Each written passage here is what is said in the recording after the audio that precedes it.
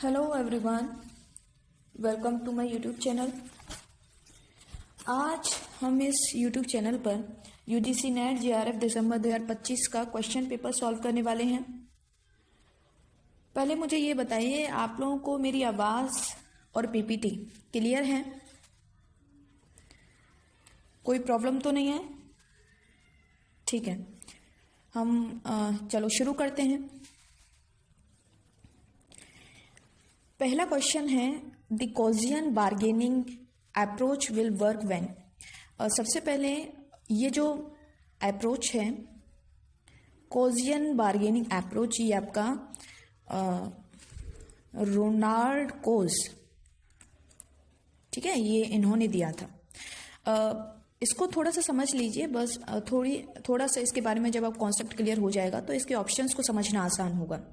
कॉजियन bargaining approach आपको बताता है कि जब जो रिसोर्सेज होते हैं हमारे एटमॉस्फेयर में, नेचुरल हो ह्यूमन मेड हो, तो वहाँ पर जब रिसोर्सेज के ऊपर सभी लोगों का सामूहिक अधिकार होता है तो वहाँ प्रॉब्लम क्रिएट होती है उसके रिसोर्सेज के यूज़ को लेकर। कौन इसका अधिकारी है यूज़ करने का? तो वहाँ पर जब किसी का कोई कानूनी अधिकार नहीं होता है, सबका रिसोर्सेज के ऊपर अधिकार होता है, तो संसाधनों की रिसोर्सेज के यूज़ को लेकर लोगों के बीच में संघर्ष होता है।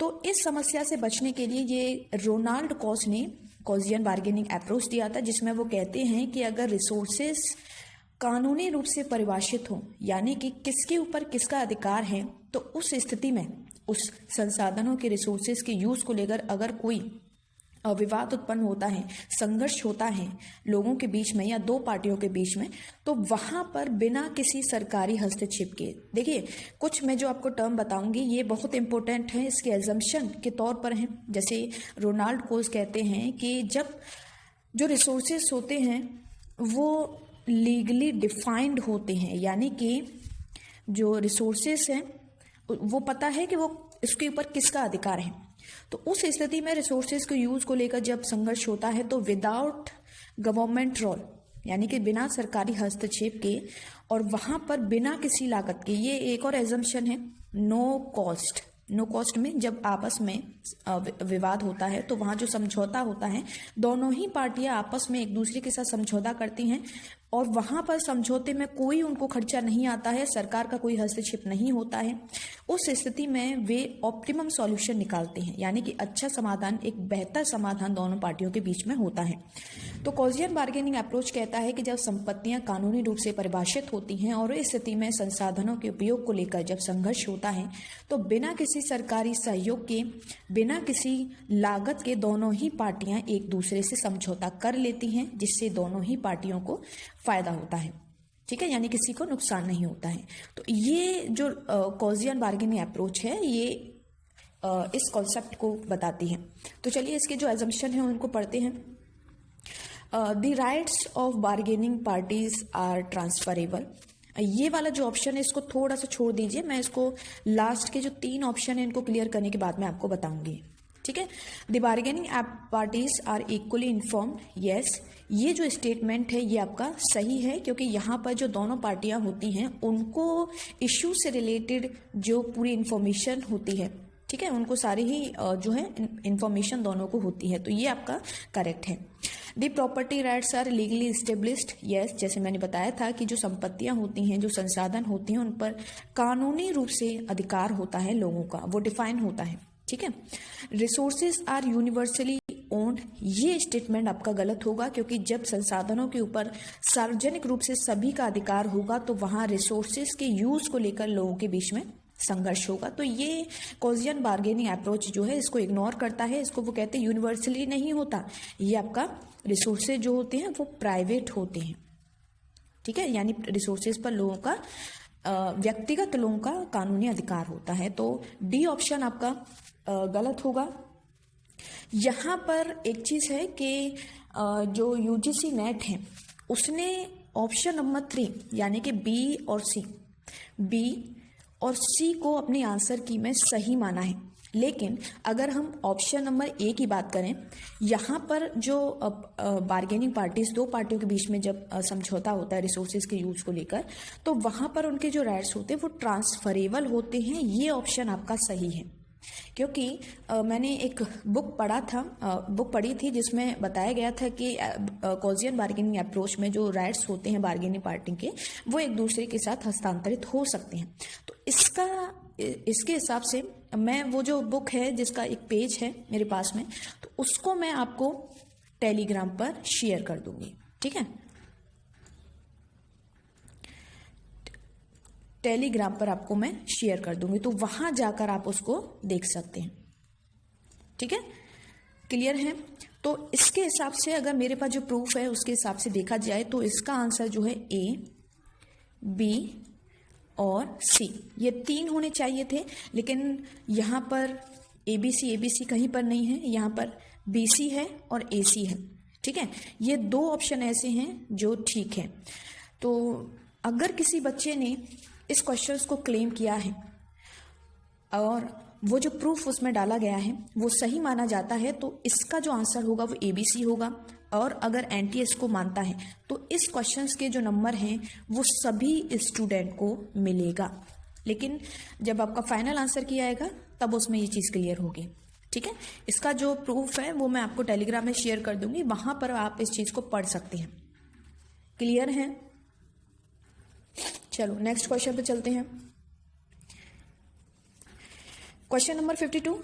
ये जो क्वेश्चन है इसमें आपके 2 स्टेटमेंट दिए हुए हैं और दोनों ही स्टेटमेंट आपके ग्रीन रिवॉल्यूशन के ऊपर बेस्ड हैं।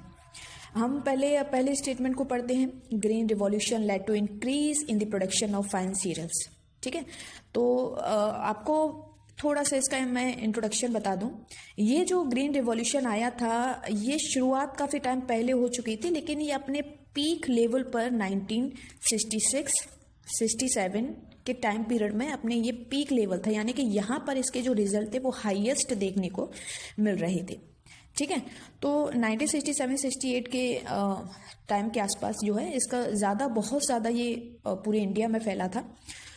तो यहाँ पर 5 जो क्रॉप्स हैं उनके लिए ग्रीन रिवॉल्यूशन इंट्रोड्यूस किया गया था। तो ये जो 5 क्रॉप हैं जिनमें वीट, राइस, मेज, जो ज्वार, बाजरा, तो ये 5 क्रॉप्स के लिए इंट्रोड्यूस किया गया था। और इन 5 क्रॉप्स में जो फाइन सीरियल्स हैं इनके प्रोडक्शन में काफ़ी इंक्रीज देखने को मिला था। तो यहाँ तक ये वाला स्टेटमेंट बिल्कुल सही है। High incentives and applications of high yielding varieties of seeds, fertilizers and chemicals made this a good success, ठीक है। जब ये जो हाई यील्डिंग वैरायटी सीड्स है ये, ठीक है, इसके पीछे की भी एक कहानी सुन लीजिए। इंटरनेशनल लेवल पर ग्रीन रिवॉल्यूशन का जो जन्मदाता है आपको पता है वो वर्गीज कुरियन है, ठीक है। और इंडिया के लेवल पर हम जब फादर ऑफ ग्रीन रिवॉल्यूशन की बात करते हैं तो वो आपके MS स्वामीनाथन है। ये सबको क्लियर है, ठीक है। तो मुझे एग्जैक्ट याद नहीं है, मैक्सिको या कनाडा में वर्गीस कुरियन ये वहाँ के थे। तो इन्हीं के साथ में MS स्वामीनाथन जो है एज ए साइंटिस्ट वहाँ काम करते थे। तो वहाँ पर एक बीज इंट्रोड्यूस हुआ था जिसको हम कहते हैं हाई यील्ड वैरायटी सीड्स। ये बीज इंट्रोड्यूस हुआ था और इसकी खास बात थी कि जब इसको फर्टिलाइजर्स दिया जाए और इसको अच्छी मात्रा में पानी दिया जाए, तो जब ये दोनों चीज़ जो है इस बीज को दिए जाएंगे तो ये आपको मल्टीपल टाइम्स प्रोडक्शन देता है, यानी कई गुना आपको प्रोडक्शन देगा।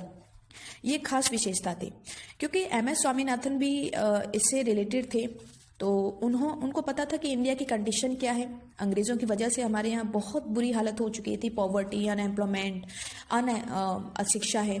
तो एक और मेजर प्रॉब्लम थी जो थी फूड क्राइसिस। तो MS स्वामीनाथन को पता था कि इंडिया की जो आर्थिक स्थिति है या खाद्यान्न के मामले में जो सिचुएशन है वो बहुत ज़्यादा ख़राब हो रही है। तो वो जो है इंडिया में आई जवाहरलाल JL नेहरू, जवाहरलाल नेहरू जी के पास में, और उनसे उनके सामने एक प्रस्ताव रखा कि देखिए इंटरनेशनल लेवल पर ये बीज इंट्रोड्यूस हुआ है और इसके लिए दो शर्तें हैं कि एक तो इसको फर्टिलाइजर्स दिया जाए, क्योंकि उस समय इंडिया में फर्टिलाइजर्स नहीं होते थे, तो बड़े लेवल पर फर्टिलाइजर्स को या तो बनाना पड़ेगा या विदेशों से इंपोर्ट करना पड़ेगा। तो एक प्रपोजल दिया कि या इसको फर्टिलाइजर्स और पर्याप्त मात्रा में अगर इसको पानी मिलेगा तो ये इंडिया में बहुत अच्छा रेस्पॉन्स दे सकता है, हमारे यहाँ जो फूड क्राइसिस है उस प्रॉब्लम को वो ठीक कर सकता है। तो ये प्रपोजल स्वामीनाथन जी ने नेहरू जी के सामने रखा, लेकिन किसी कारणवश नेहरू जी ने उसको रिजेक्ट कर दिया, लेकिन बाद में जो है उन्होंने इस चीज़ को एक्सेप्ट किया था। ठीक है, तो इसका जो है यही है कि high incentives and applications of high yielding varieties, यानी काफ़ी बड़े लेवल पर जब इस बीजों को यूज़ किया गया फर्टिलाइजर्स और केमिकल्स की वजह से इसने जो है बहुत अच्छा रिस्पॉन्स इंडिया में दिया था। ठीक है, तो ये आपका जो है स्टेटमेंट पहला सही होगा। पहला वाला क्लियर है सभी को? चलिए दूसरा देखते हैं। Green revolution led to decline in the production of coarse cereals and area under coarse cereals shifted to other crops. ये स्टेटमेंट भी आपका सही है, क्योंकि देखिए जब ग्रीन रिवॉल्यूशन हुआ था तो ये 5 जो क्रॉप्स हैं, गेहूं, चावल, मक्का, ज्वार, बाजरा, ठीक है, तो क्योंकि इस बीज के लिए फर्टिलाइजर्स और पानी की ज़रूरत थी, तो जहाँ जहाँ फर्टिलाइजर्स और पानी पर्याप्त मात्रा में अवेलेबल था तो वहाँ वहाँ प्रोडक्शन काफ़ी अच्छा हुआ था, प्रोडक्शन एरिया भी बड़ा था। लेकिन ऐसे एरिया जहाँ पानी की कमी थी, जो ज़्यादातर रेगिस्तानी एरिया हैं जहाँ पर मोटा अनाज होता है, तो वहाँ पर प्रोडक्शन जो है वो ज़्यादा नहीं इंक्रीज हुआ था, यानी एक अच्छा पॉजिटिव रिजल्ट जो है वहाँ देखने को नहीं मिला था।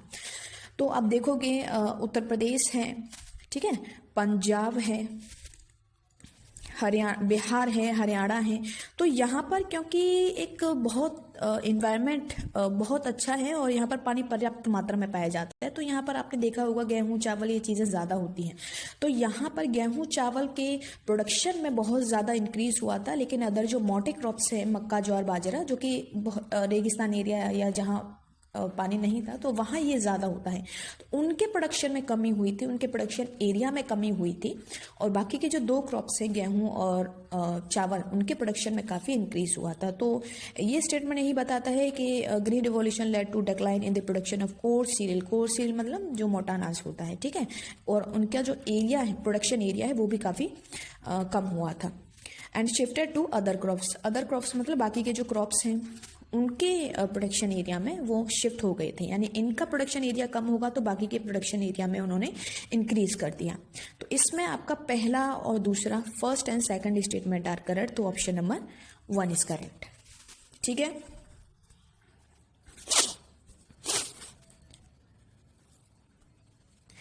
इसको अभी छोड़ दीजिए, इसे मैं आपको थोड़ी देर बाद में करवाऊंगी। ठीक है, सैल्मन वार, ये बहुत इंटरेस्टिंग क्वेश्चन था और नया क्वेश्चन है, बच्चों को एकदम घुमा कर रख दिया इस क्वेश्चन ने। सबसे पहले ये जो सैल्मन है ये एक आपकी फिश का नाम है। ठीक है, सैल्मन जो एक फिश का नाम है।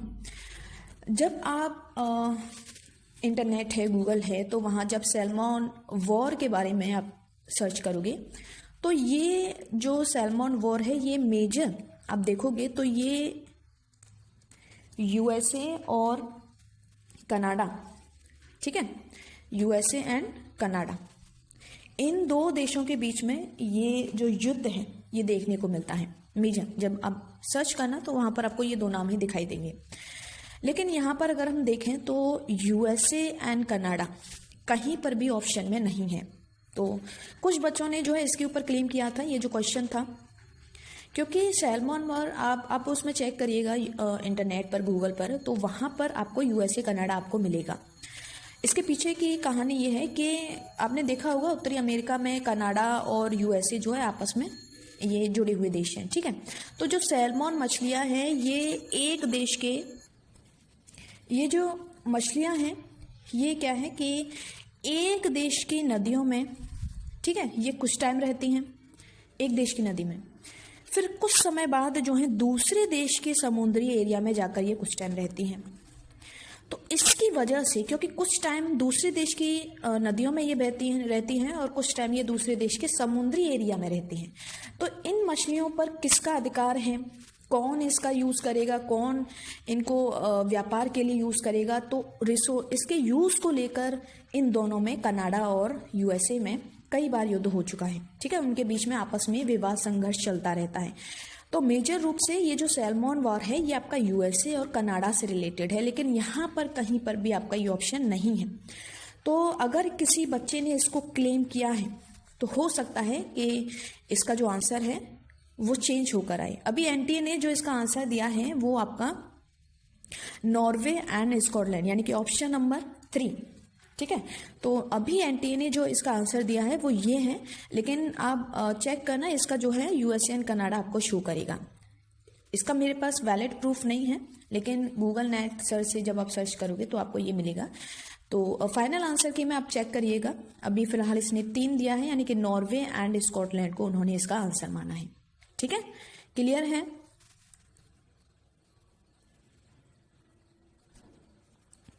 ये आपका स्टैटिक्स से लिया गया है 55। ठीक है, स्टैटिक्स इंपॉर्टेंट है, यूजीसी नेट जीआरएफ क्लियर करोगे तो वहाँ पर स्टैटिक्स के 8, 9, 10 क्वेश्चन आपको हर साल देखने को मिलते हैं। ठीक है, तो पहले इसको हम देखते हैं, पहले इसको डिकोड करते हैं। Given sample of size. ठीक है, 2 सैंपल दिए हैं आपको, एक है N1 जो है आपका, एक साइज है 20। ठीक है, 20, और दूसरा जो सैंपल है आपका वो है 15 विद रेस्पेक्टिव सैंपल वेरिएंसेस, यानी कि उनके जो है जो साइज दिए हुए हैं उनके सैंपल वेरिएंसेस आपके सामने दिए हुए हैं। ठीक है, तो वेरिएंसेस, इसका जो वेरिएंस है सैंपल वेरिएंस वो है आपका, पहला है 35.53, दूसरा वाला जो है वो दिया है आपका 34.92। ठीक है, अब हमें क्या निकलना है, calculate value of F statistic. तो एफ स्टैटिस्टिक, ये इसकी वैल्यू आपको निकालनी है, और इसकी जो वैल्यू होती है वो, इसका जो फॉर्मूला होता है वो लार्ज, क्योंकि आपके पास सिर्फ लिमिटेड कुछ ही वेरिएबल्स आपके सामने दिए हैं, तो इसको निकालने के लिए आपको लार्ज वाले वेरिएंस को आपको ऊपर रखना है, लार्ज वेरिएंस, और छोटे वाले को, स्मॉल जो वेरिएंस है उसको आपको नीचे रखना है। ठीक है, अब देखिए कौन सा छोटा है कौन सा बड़ा है, तो यहाँ हम देखेंगे V1 जो वेरिएंस है वो आपके V2 वेरिएंस के बड़ा है। ठीक है, तो इसको, इसमें वैल्यू को पुट करिए, इज इक्वल टू 35.53 अपॉन 34.92। ठीक है, पॉइंट से आपका पॉइंट कट जाएगा, और जब आप इसको सॉल्व करोगे तो आपका जो आंसर आएगा वो 1.02 आएगा। ठीक है, कितना आएगा, 1.02। तो यहाँ चेक करिए, 1 पॉइंट, ये पहला है। ठीक है, तो आपका ऑप्शन नंबर 1 इसमें रहेगा। ठीक है, तो ऑप्शन नंबर 1 इसका आंसर है। क्वेश्चन नंबर 56, यहाँ पर आपको अलग अलग इंस्टीट्यूशंस दिए हुए हैं और उनका नेचर कैसा है वो आपके सामने दिया हुआ है, और आपको इसमें करेक्ट आंसर चेक करना है, यानी कि जो इंस्टीट्यूशंस दिए हैं उनके सामने उनका जो नेचर है वो सही है या गलत है, ये आपको चेक करना है। सेबी की हम बात करते हैं। आपका ये जो सेबी आया था, ये आया था आपका 1 जुलाई 1955 में। ठीक है, ये जो सेबी है ये एक्ट के थ्रू बनाया गया है, और कोई भी इंस्टीट्यूशन जब एक्ट के थ्रू बनता है तो वो आपका स्टेटरी बॉडी कहलाता है, स्टेटरी बॉडी कहलाता है। ये आप ध्यान रखिएगा, क्योंकि कई बार ये क्वेश्चन आ चुका है, कौन सी बॉडी का जो कौन से इंस्टीट्यूशंस किस नेचर का है। तो कोई भी इंस्टीट्यूशन जब एक्ट के थ्रू बनता है तो वो उसका जो नेचर होता है वो स्टेटरी बॉडी होता है। तो आपका ये पहला वाला जो है वो गलत हो जाएगा, क्योंकि एडवाइजरी बॉडी नहीं है बल्कि ये स्टेटरी बॉडी है। दूसरा है जीएसटी काउंसिल। जीएसटी जो है ये आपका आया था 1 जुलाई 2017 को। ठीक है, ये जो ईयर है इनके स्थापना के, ये भी इम्पोर्टेंट है, क्योंकि ये भी कभी कभी मैचिंग में आपको दे दिया जाता है। तो ये आपका 1 जुलाई 2017 को आया था। जीएसटी काउंसिल जो है, इसका जो जिक्र है वो संविधान में है। वो कौन सा संविधान उसका वो मुझे याद नहीं है, वो मैं आपको उसमें टेलीग्राम में शेयर कर दूंगी। तो ये इसका जो जिक्र है वो उसमें है, संविधान में है। तो ये आपका स्टेटरी बॉडी नहीं है, ये आपका कॉन्स्टिट्यूशनल बॉडी है, कॉन्स्टिट्यूशनल बॉडी है। ठीक है, क्लियर है। नीति आयोग की हम बात करें तो नीति आयोग अभी नया एक इंस्टीट्यूशंस बना है और ये आपका 2015 में आया था और ये आपका एडवाइजरी बॉडी होता है। ये आपका एकदम करेक्ट है। आरबीआई जो है, आरबीआई आपका 1 अप्रैल 1935 को आया था। ये आपका 1 मिनट, ये आपका 1 अप्रैल 1935 में आया था। ठीक है, और ये एक्ट के 1935 एक्ट के थ्रू ये बना था। तो स्टेटरी बॉडी ये इसका सही है। तो इसमें आपका ए और बी गलत है, आपका सी और डी यानी सी और डी यानी ऑप्शन नंबर 4 आपका सही है। ठीक है, चलो नेक्स्ट क्वेश्चन पर चलते हैं। Question number 57। आपका ये जो क्वेश्चन है ये इकोनॉमिक सर्वे से क्वेश्चन लिया है। एक जानकारी और बता दूं मैं, कोई भी एग्ज़ाम हो आपका, दिसंबर का हो, जून का हो, यूजीसी नेट का, तो वहाँ पर यूनियन बजट, उस फाइनेंशियल ईयर का यूनियन बजट और उसका सर्वे, इकोनॉमिक सर्वे, ठीक है, इकोनॉमिक सर्वे, ये दोनों ही आपको पढ़कर जाना कंपलसरी है। क्यों? क्योंकि यहाँ से आपके 6-7 क्वेश्चन हर एग्जाम में आपसे पूछा जाता है, चाहे जून वाला एग्जाम हो या फिर दिसंबर वाला। तो ये आपको कर जाना बहुत ज़रूरी है। ठीक है, क्योंकि आप इकोनॉमिक्स के स्टूडेंट हैं, तो हमारी इकोनॉमिक कंडीशन कैसी है, कितना ग्रो कर रही है, कितना फ्यूचर में ग्रो करने की संभावना है, तो उससे रिलेटेड सारी जो न्यूमेरिकल इन्फॉर्मेशन होती है वो आपकी यूनियन बजट और इकोनॉमिक सर्वे में होता है। तो ये आपके लिए बहुत इंपॉर्टेंट है। जो बच्चे कहते हैं कि मैम हमारा 2 नंबर से रह गया जीआरएफ, 4 नंबर से रह गया, तो वो जो 2-4 आपके क्वेश्चंस होते हैं वो यही क्वेश्चंस होते हैं जिसको ना पढ़ पाने की वजह से आपका जीआरएफ छूट जाता है। ठीक है, तो यहाँ पर दिया है Indian mercantise trade deficit widened due to, यानी कि हमारा जो इंडियन मर्केंटाइज मतलब हमारा जो व्यापार है, वस्तु व्यापार, ठीक है, तो वो अभी क्या है कि उसमें डेफिसिट जो है काफ़ी बड़ा था। अभी हाल ही में हमारा जो गुड्स में, जो ट्रेड वस्तुओं में जो हमारा व्यापार होता है, उसमें जो घाटा है हमारा बड़ा है। उसके पीछे का रीज़न क्या है? तो उसमें 4 ऑप्शन आपके सामने दिए हुए हैं, इसको हम एक एक करके पढ़ेंगे। तो decline of non petroleum and non James and jewellery export, decline नहीं, ये ऑप्शन आपका गलत है, क्योंकि हमारा ये जो आइटम है non petroleum and non James and jewellery, ये घटा नहीं है बल्कि ये बढ़ा था, तो ये इसका रीज़न नहीं है। Increase in non oil and non gold import, yes, क्योंकि जब हमारे देश में जो इम्पोर्ट है वो इंक्रीज होगा, ठीक है, इंक्रीज होगा तो जाहिर सी बात है हमें ज़्यादा पैसा विदेशों को देना पड़ेगा। तो इसकी वजह से, इम्पोर्ट बढ़ने की वजह से हमारा जो खर्चा है, जो विदेशों को पेमेंट है वो बढ़ा है और उसकी वजह से हमारा जो डेफिसिट है वो भी इंक्रीज हुआ है। तो ऑप्शन नंबर बी आपका सही होगा। ठीक है, इसमें देखो ऑप्शन नंबर बी इसमें है, बाकी के 2 में नहीं है, तो ये आपके कैंसिल हो जाएंगे। एलिमिनेशन टेक्निक, ठीक है, तो उससे हम काफ़ी हद तक ऑप्शंस को जो है डिकोड कर सकते हैं, वहाँ से हम बेहतर आंसर को निकाल सकते हैं। तीसरा ऑप्शन है इम्पोजिंग। लोकल एरिया में बात करोगे तो यहाँ पर पेट्रोल जो है वहाँ के कंपेरिजन में आपको ज़्यादा मिलेगा उसी की सेम रेट पर। ठीक है, तो ये जो एजर्शन है ये बिल्कुल सही है। The ever product have not yet been brought under the coverage of GST by the GST council, ये भी आपका करेक्ट है, क्योंकि अभी तक जीएसटी काउंसिल में के द्वारा जो है अभी भी पेट्रोल और डीजल को जो है इसके जीएसटी में इसको नहीं लाया गया है। ठीक है, तो आपका ये ऑप्शन जो है वो सही होगा। तो इसके बीच में कॉज इफेक्ट का रिलेशन देखिए, ये है, इसकी वजह से इसका जो रीज़न है वो ये है। ठीक है, यानी कहने का मतलब है इस स्टेटमेंट को पढ़िए और इसके बाद आप लगाइए क्योंकि, बिकॉज, फिर उसके बाद इस स्टेटमेंट को पढ़ेंगे तो यहाँ से आपको जो है इसका एग्जैक्ट जो रीज़न है वो आपको जो है ये मिलेगा। तो यहाँ पर ये बिल्कुल सही है और इसका जो आंसर है वो ऑप्शन नंबर ए रहेगा, जिसमें both A and R correct and R is the correct explanation of A. Clear है? ये आपका मैचिंग का क्वेश्चन है। ठीक है, मैचिंग में हम देखेंगे, आपने क्लास में भी पढ़ा होगा क्यू थ्योरी, फिलिप्स कर्व के बारे में भी मैंने पढ़ाया है, ओकुन्स लॉ, ये आपके सिलेबस में होगा शायद, लेकिन ये भी आपके उसमें है। ठीक है, लिक्विड ट्रैप, ये भी आपने इसकी थ्योरी पढ़ी है, कीन्स की थ्योरी, कीन्सियन लिक्विडिटी प्रेफरेंस थ्योरी, तो वहाँ पर ये आता है। तो क्यू थ्योरी जो है ये टॉबिन ने दिया था।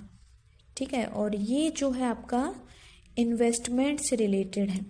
कोई व्यक्ति, किसी व्यक्ति का जो इन्वेस्टमेंट बिहेवियर होता है उसकी जो व्याख्या है या उसके बारे में जो थ्योरी बताता है वो क्यू थ्योरी बताता है। ठीक है, और जो फिलिप्स कर्व है ये मैंने बताया था कि ये जो है डब्ल्यू फिलिप्स ने दिया था और ये अनएम्प्लॉयमेंट और इन्फ्लेशन के बीच में नेगेटिव रिलेशन की बात करता है। ठीक है, उल्टा रिलेशन, अगर अनएम्प्लॉयमेंट इंक्रीज होगा तो आपका इन्फ्लेशन कम होगा, और जब अनएम्प्लॉयमेंट आपका डिक्रीज होगा तो इन्फ्लेशन आपका बढ़ेगा। ठीक है, जिसमें वो कहते हैं कि या तो बेरोज़गारी को कम कर लो, आपको ज़्यादा इन्फ्लेशन सहन करना पड़ेगा, अगर बेरोज़गारी इन्फ्लेशन को कम करोगे तो आपको बेरोज़गारी ज़्यादा मिलेगी। तो ऐसे करके इसका जो एक्सप्लेनेशन है वो फिलिप्स कर्व ने दिया था। ओकुन्स लॉ जो है वो अनएम्प्लॉयमेंट और आउटपुट के बीच के रिलेशन की बात करता है, तो सी का 2 होगा। लिक्विडिटी ट्रैप जो है वो demand for money and interest rate की बात करता है।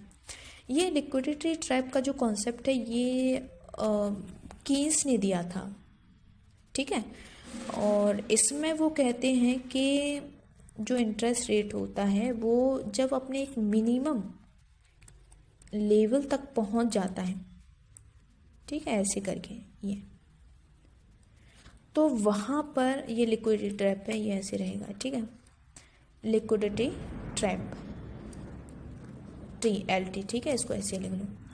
तो जब इस लेवल तक इंटरेस्ट रेट बढ़ जाता है या घट जाता है इतने से इतने तक, तो यहाँ पर लोग जो है सारा पैसा बॉन्ड में डालने के बजाय वो लोग अपने पास रखते हैं, क्योंकि बॉन्ड पर जो इंटरेस्ट रेट है इतना कम मिलता है कि वो इंटरेस्ट बॉन्ड खरीदने में इतना इंटरेस्टेड नहीं होते हैं और वो कीमतों को, प्राइसेस को अपने कैश के फॉर्म में रखना शुरू कर देते हैं। ठीक है, तो इसका पूरा जो एक्सप्लेनेशन है वो लिक्विडिटी ट्रैप देता है। तो demand for money and interest rate, इनके बीच के रिलेशन की बात करता है।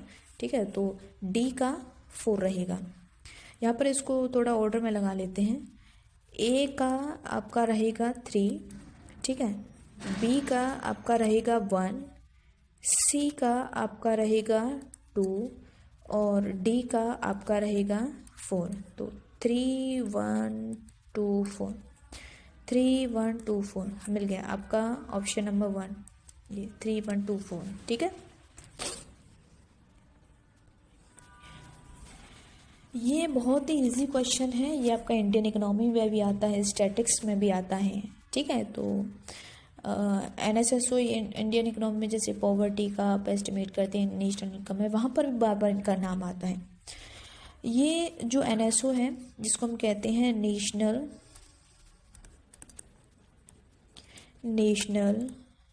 ये मेरा ए हमेशा ठीक नहीं बनता है, नेशनल सैंपल सर्वे, सबको पता होगा, क्लास में मैंने इसको पढ़ाया है, ऑर्गेनाइजेशन। ठीक है, CSO का मतलब होता है सेंट्रल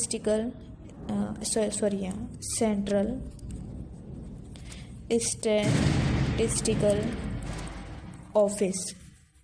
ठीक है, ये होता है, ये जो होते हैं national sample survey organisation and central statistical office, ये डाटा को कलेक्ट करके उनको कैसे इजी वे में प्रेजेंट करता है स्टैटिक्स के फॉर्म में, तो ये दोनों मिलकर वो काम करते हैं।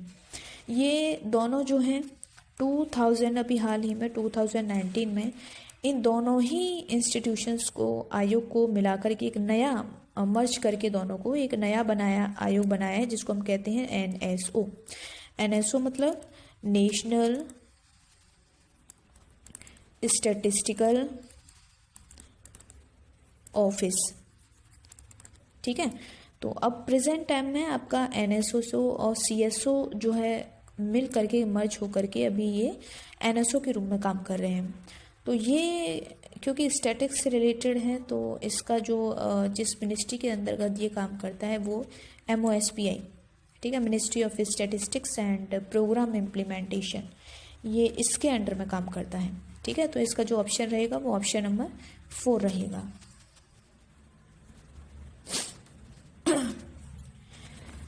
क्वेश्चन नंबर 65, ये आपका किंग डिमांड कर्व, ये भी टर्म आपने पढ़ा होगा, माइक्रो इकोनॉमिक्स में भी आता है। ये पेन मेरा थोड़ा टेढ़ा चल रहा है, एक मिनट मैं इसको हटा देती हूँ। हट गया, चलो। किंग जो डिमांड कर्व है, model of oligopoly was developed by which of the following. तो किंग डिमांड जो मॉडल है ओलिगोपोली का, वो किसने दिया था, डेवलप किया था? ये इसका जो आंसर होगा वो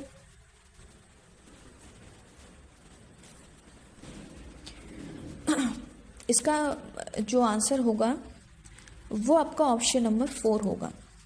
ठीक है, लेकिन आपकी जानकारी के लिए बता दूं कि कभी भी ये पूछे कि डेवलपमेंट इसका किसने किया, किसने इसको डिफाइन किया, किसने इसको फर्स्ट टाइम इंट्रोड्यूस किया एज अ मॉडल, तो वो आपका स्वीजी आएगा। लेकिन अगर क्वेश्चन एग्जामिनर पूछता है कि ये जो किंग डिमांड है, ये जो टर्म मतलब ये जो शब्द हैं किंग डिमांड, ये शब्द किसने दिया था, तो इसका आंसर आपका चैम्बरलेन का होगा। चैम्बर ने सबसे पहले किंग डिमांड की बात की थी, लेकिन इसको उन्होंने एज अ मॉडल उन्होंने इंट्रोड्यूस नहीं किया था। आगे चलकर इसको और अच्छे से डिफाइन किया था, एज ए मॉडल इंट्रोड्यूस किया था, तो वो आपके स्वीजी आएंगे। तो इसका जो आंसर होगा वो ऑप्शन नंबर 4 होगा। ठीक है, क्लियर है? तो ये दोनों में क्या डिफरेंस है वो थोड़ा आप लोग जो है ध्यान में रखिए। ये आपका एजर्शन रीजन वाला क्वेश्चन है। ठीक है, तो इसको पहले हम पढ़ेंगे। With 10% rise in average income of household, there will be 50% rise in investment in health and education of children. चलो इसको अभी थोड़ी देर के लिए छोड़ो, पहले रीज़न हम पढ़ते हैं थोड़ा। Investment in health and education of children will raise human capital, that will raise human capability and raise economic productivity.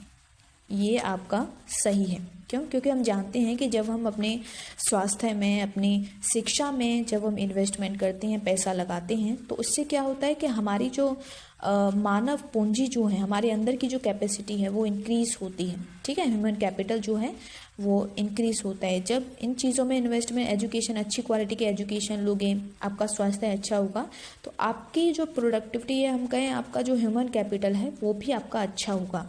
जब ये अच्छा होगा तो उसकी वजह से आपकी जो मानवीय क्षमता है या ह्यूमन कैपेबिलिटी है वो भी इंक्रीज़ होगा, और आपकी जो इकोनॉमिक प्रोडक्टिविटी होती है वो भी आपका इंक्रीज़ होगा। तो यहाँ पर आपका जो रीज़न है वो आपका ठीक है, ये जो स्टेटमेंट है वो ठीक है। हम अब बात करते हैं एजर्शन की। ये कहता है कि जब नेशनल इनकम एवरेज, किसी परिवार की जब कोई एवरेज इनकम जब 10% राइज होती है तो उससे एजुकेशन और हेल्थ में जो इन्वेस्टमेंट है वो 50% से बढ़ जाता है। ये आपका गलत है। क्यों? क्योंकि अभी तक हमने ऐसा कोई लॉजिक या ऐसी कोई थ्योरी नहीं पढ़ी है जो बताती है कि एजुकेशन और हेल्थ में अगर हम 10% एक्सपेंडिचर बढ़ाएंगे तो उससे उसमें हेल्थ और एजुकेशन में इनकम जब 10% से इंक्रीज़ होगी हमारी, तो हमारे जो इन्वेस्टमेंट है वो एजुकेशन और हेल्थ में 50% से इंक्रीज़ हो जाएगा। तो इस तरह का हमें जो है कोई मॉडल या एग्जैक्ट कोई ऐसा रिलेशन वाला कोई थ्योरी हमें नहीं मिलती है। तो ऐसा ज़रूरी नहीं है कि 10% हमारी इनकम बढ़ेगी तो हमारे जो 50% एक्सपेंडिचर है वो उस पर इन्वेस्टमेंट हमारा उसमें होगा। ये जो लॉजिक है ये बिल्कुल गलत है, क्योंकि ऐसा न्यूमेरिकल कोई जो है लॉ आपके सामने नहीं। हाँ, ये ठीक है कि जब इनकम बढ़ेगी तो हमारा जो इन्वेस्टमेंट है स्वास्थ्य, हेल्थ और एजुकेशन के ऊपर बढ़ेगा, लेकिन कितना बढ़ेगा, जब ये इतना बढ़ेगा तो वो भी इतना बढ़ेगा। तो ऐसा कोई एग्जैक्ट कोई इन दोनों के बीच में कोई रिलेशन हमने अभी तक नहीं पढ़ा है। तो आपका जो है ये जो है अजम्पशन ये आपका गलत होगा, ठीक है, ये आपका गलत होगा, और जो रीज़न है वो आपका ठीक है। तो यहाँ पर आपका स्टेटमेंट अजम्पशन गलत है और आपका जो है वो सही है। तो ये बोथ आर करेक्ट, ठीक है, ये नहीं होगा। Not correct, is correct, no, is जो है वो गलत है। तो यहाँ option number 4 is not correct but R is correct, तो ऑप्शन नंबर 4 आपका सही होगा।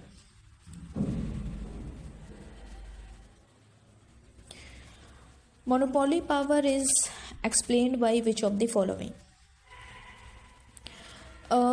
ये जो मोनोपोली पावर होती है कि मार्केट में जब एक सेलर होता है तो वो कितना मार्केट को कंट्रोल कर सकता है, ठीक है, तो उसको ये शो करता है मोनोपोली पावर को। यहाँ पर जो मोनोपोली पावर की जो इक्वेशन होता है वो आपका AR minus MC upon AR, ठीक है, क्योंकि हम जानते हैं कि मोनोपोली या परफेक्ट कंपटीशन या परफेक्ट कंपटीशन में जो AR होता है वो प्राइस के बराबर होता है।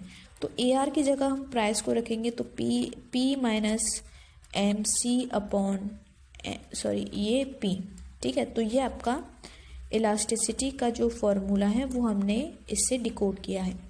तो देखिए P minus MC upon P, yes, हमारा पहला ही आंसर मिल गया।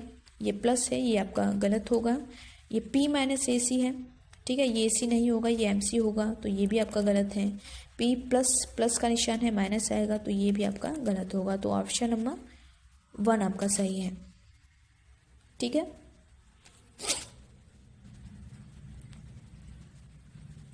हाँ, ये थोड़ा आपका मैथमेटिकल क्वेश्चन है, इसमें थोड़ा आपको दिक्कत आ सकती है जिन बच्चों का मैथ वीक है।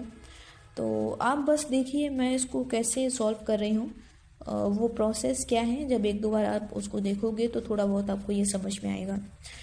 ये जो क्वेश्चन है ये आपको पूछ रहा है कि ये जो इक्वेशन आपके सामने दिया है y is equal to f(x) is equal to 1 minus x square, इसकी रेंज आपसे पूछी है, ठीक है। ये रेंज, डोमेन, कोडोमेन, ये सब आपको पढ़ना है अगर आपको JRF करना है तो यहाँ पर क्योंकि हमें रेंज निकालनी है, ठीक है, फाइंड रेंज, तो हम पहले देखेंगे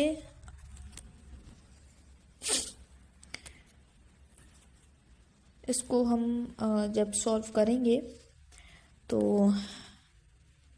1 minute, let f(x) is equal to, इसको हम y रखेंगे, ठीक है। अब इसको हम सॉल्व करेंगे देन ये जो फॉर्मूला है ये है आपका y इज इक्वल टू, क्योंकि f(x) is equal to y हमने ये रखा है, तो y इज इक्वल टू हमने ये डालेंगे, तो under root 1 minus x square, ठीक है। जब हम इस अंडर रूट को इधर भेजेंगे तो आपका ये वाई स्क्वायर हो जाएगा 1 माइनस एक्स स्क्वायर, ठीक है। हमने क्या किया, इस x को माइनस एक्स स्क्वायर को हम इधर लेकर गए और वाई स्क्वायर को हम इधर लेकर आए, यानी कि ये हो जाएगा आपका x square is equal to 1 minus y square, ठीक है। तो इसको हम पावर को जब इधर भेजेंगे तो ये 1 minus under root y square, ये थोड़ा टेढ़ा जा रहा है, इसको मैं कोशिश कर रही हूँ लेकिन बार बार टेढ़ा हो रहा है ये, तो लेकिन नेक्स्ट टाइम मैं इसको ध्यान रखूँगी इस चीज़ को, ठीक है। तो इसको जब हम देखेंगे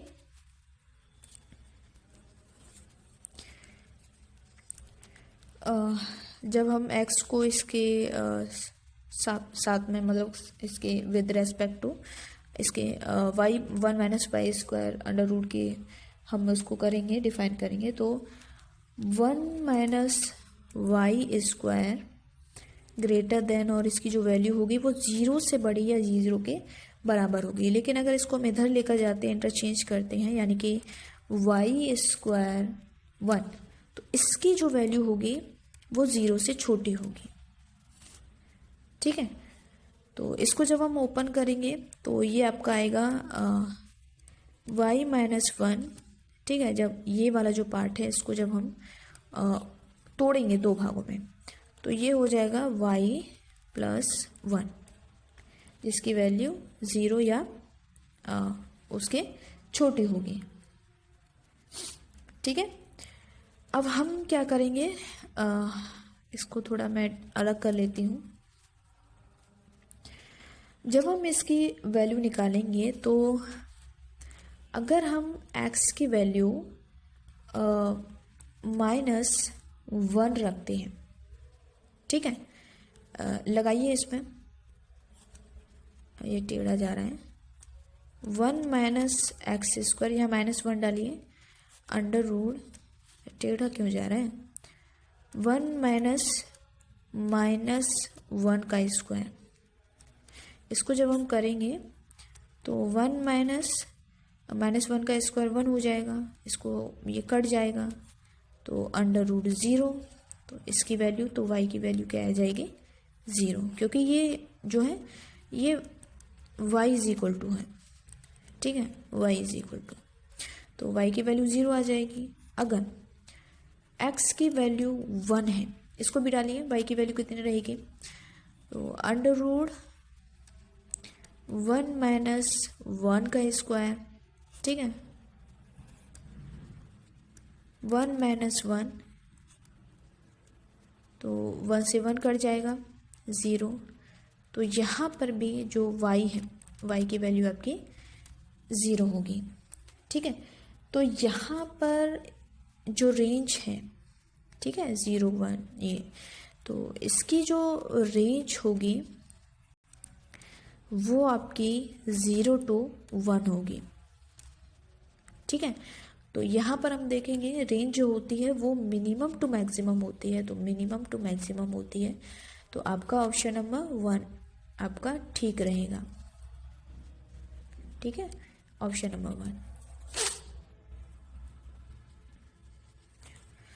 69वां क्वेश्चन है, यहाँ पर आपका ये वेलफेयर इकोनॉमिक्स से ये क्वेश्चन आपका लिया गया है। तो इसमें पूछा है कि welfare criterion based on compensation payment is known as, ये जो है आपका, ये ऑप्शन नंबर 4 से जुड़ा हुआ है। ठीक है, तो ये जो है कैल्डोर और हिक्स, इन दोनों से जुड़ा हुआ है, जिसमें कैल्डोर हिक्स कंपेंसेशन क्राइटेरिया इसका सही आंसर है। कैल्डोर हिक्स कंपेंसेशन क्राइटेरिया आपको बताता है कि समाज में जब कोई भी चेंजेस होते हैं तो उस चेंजेस से क्या होता है कि कुछ लोगों का जो इकोनॉमिक वेलफेयर है वो काफ़ी बढ़ जाता है, कुछ लोगों का जो वेलफेयर है वो उतना नहीं बढ़ पाता है, या जो लॉस में होते हैं, ठीक है, या कम उनका इंक्रीज होता है या नहीं होता है। तो ऐसी सिचुएशन में जिसका गेन हुआ है वो लॉस वाले को अपने गेन में से कुछ हिस्सा उसको क्षतिपूर्ति करें, जिससे कि इसका जो लॉस हुआ है उसकी भरपाई हो सके, और उसके अलावा क्षतिपूर्ति करने के बाद में भी इसकी जो इकोनॉमिक कंडीशन है वो पहले की अपेक्षा अच्छी हो। तो यहाँ कैसे किसी भी इम्प्रूवमेंट की वजह से जब लोगों के बीच में जो इनकम इनइक्वालिटी या हम कहें उनकी कंडीशन में जो असमानता उत्पन्न होती है, तो वहाँ पर क्षतिपूर्ति के माध्यम से उसको कैसे संतुलित किया जा सकता है, तो ये आपका कैल्डोर हिक्स कंपेंसेशन क्राइटेरिया आपको बताता है। ठीक है, तो इसका जो ऑप्शन नंबर होगा 4 वो आपका सही है।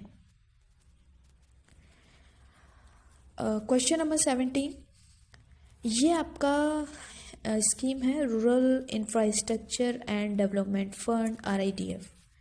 ये टेढ़ा जा रहा है, ये इसके ऊपर है, ठीक है। इसको मैं हटा देती हूँ, एक मिनट।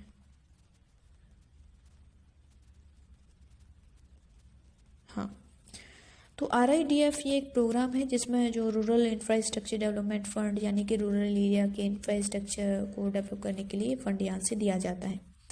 तो इससे रिलेटेड कुछ चीज़ें इसमें दी गई हैं और पूछा है कि इनमें से कौन सा गलत है, नॉट करेक्ट है, कौन सही नहीं है। एक और चीज़, जैसे हम जब क्वेश्चंस एग्ज़ाम देते हैं तो हमारा जो कॉन्फिडेंस लेवल है वो कभी कभी क्या हो जाता है कि इतना हाई हो जाता है कि जल्दबाजी में क्वेश्चन पढ़ने के चक्कर में ऐसे जो पॉइंट होते हैं जिसमें नॉट, इनकरेक्ट जो वर्ड होते हैं हम उनको पहचान नहीं पाते हैं, और पहचान नहीं पाने की वजह से जो सही सही आंसर होते हैं उन्हीं को हम अपना आंसर कर देते हैं। तो इसकी वजह से हमारे जो ऑप्शंस हैं वो गलत हो जाते हैं। तो जब भी आप क्वेश्चन करें तो क्वेश्चंस के कीवर्ड के ऊपर सबसे पहले ध्यान दीजिए, वो क्या पूछ क्या रहा है। तो यहाँ पर आपका नॉट करेक्ट पूछा है, ठीक है। तो देखते हैं एक करके ऑप्शन को। Providing funds to state government and state owned corporations to providing fund to state government and state owned corporation to rural infrastructure project, ये ठीक है आपका, क्योंकि स्टेट गवर्नमेंट और जो स्टेट ओन्ड कॉरपोरेशंस हैं तो उनको ये फंडिंग दी जाती है, ठीक है, ये आपका सही है। Scheduled commercial banks contribute funds to IRDF, yes, scheduled commercial bank जो हैं वो RIDF को फंडिंग में कंट्रीब्यूट करते हैं, तो ये भी आपका बिल्कुल सही है। यहाँ पर क्रिएशन ऑफ RIDF, ये जो फंड है इसको जो है 1995 में बनाया गया था, ये भी बिल्कुल सही है। नाबार्ड में इसको बनाया गया था और इसको जो शुरुआत हुई थी वो 2000 करोड़ कैपिटल के साथ इसकी शुरुआत हुई थी। Now RIDF scheme is merged with KCC card, no, ये गलत है। KCC जो कार्ड है वो आपका 1998 में आया था, इसके ऊपर भी काफ़ी क्वेश्चन आए हैं आपके। तो RIDF का KCC कार्ड के साथ मर्ज कर दिया गया है, ये गलत है, क्योंकि RIDF का अपना अलग स्कीम है और KCC जो है वो अलग स्कीम है, ठीक है। तो ये वाला गलत है, मर्ज नहीं हुआ है, तो आपका ऑप्शन नंबर जो 4 है वो इनकरेक्ट होगा, ठीक है। तो आंसर नंबर 4।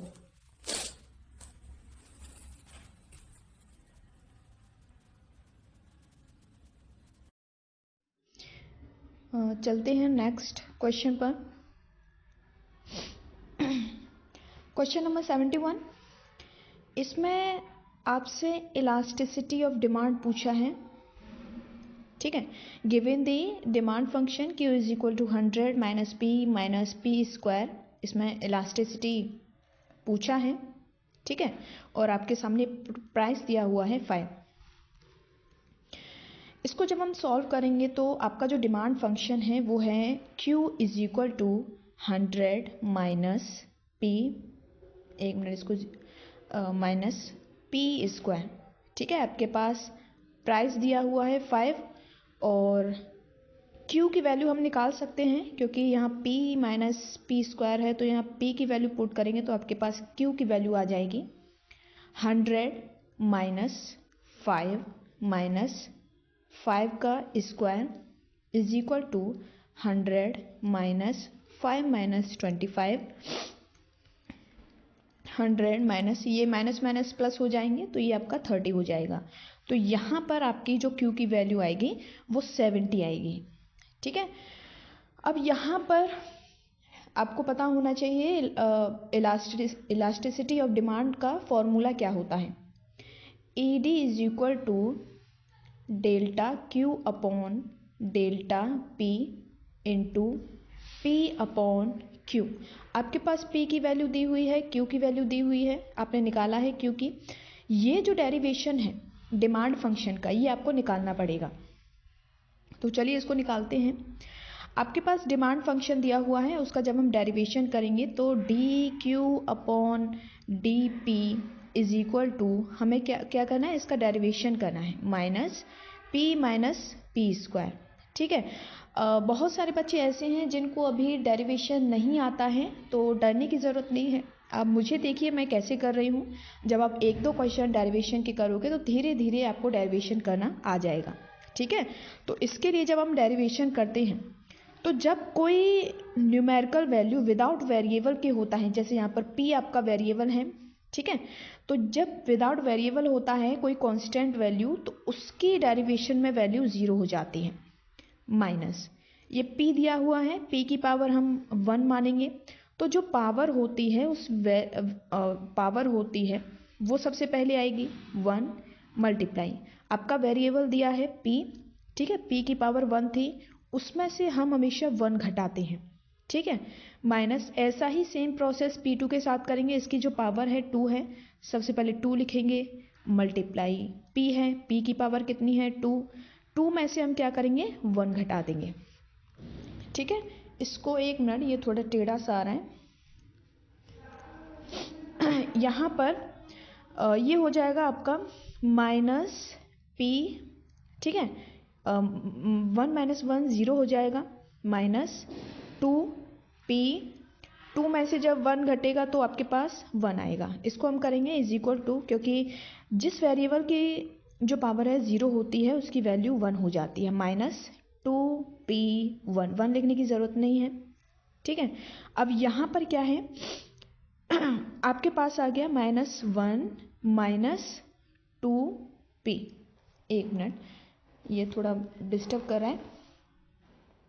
हाँ, अब क्योंकि आपके पास p की वैल्यू दी हुई है, एक मिनट, p की वैल्यू दी हुई है तो माइनस 1 माइनस p की वैल्यू कितनी है आपके पास में, p की वैल्यू है आपके 5, ठीक है, इसको पुट करिए इंटू 5, तो माइनस 1 माइनस कितना हो जाएगा 10 इज इक्वल टू ये हो जाएगा आपका माइनस 11, यानी कि आपके पास में delta Q upon delta P की वैल्यू क्या आ जाएगी माइनस 11। तो आपके पास सारी वैल्यूज़ आ गई।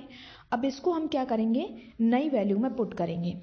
तो इसके लिए मैं एक पेज ले लेती हूँ, हाँ यहाँ करते हैं, चलो इसको फिर से लिख लेते हैं हम लोग।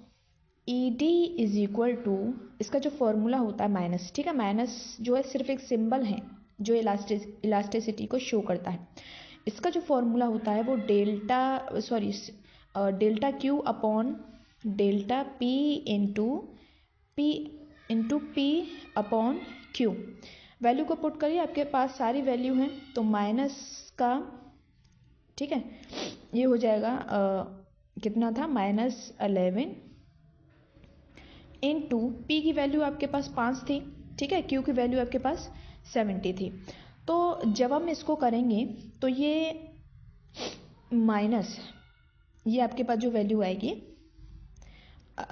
11 माइनस 5 अपॉन 70, इसको करिए माइनस 55 अपॉन 70, ठीक है।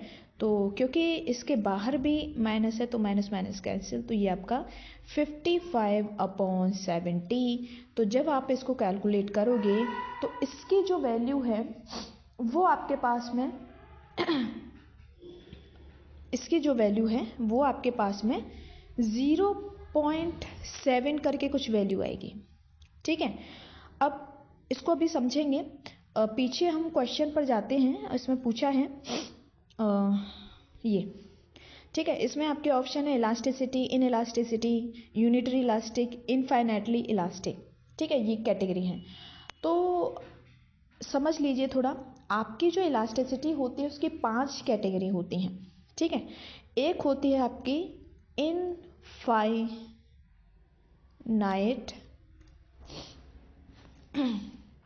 इनफाइनाइट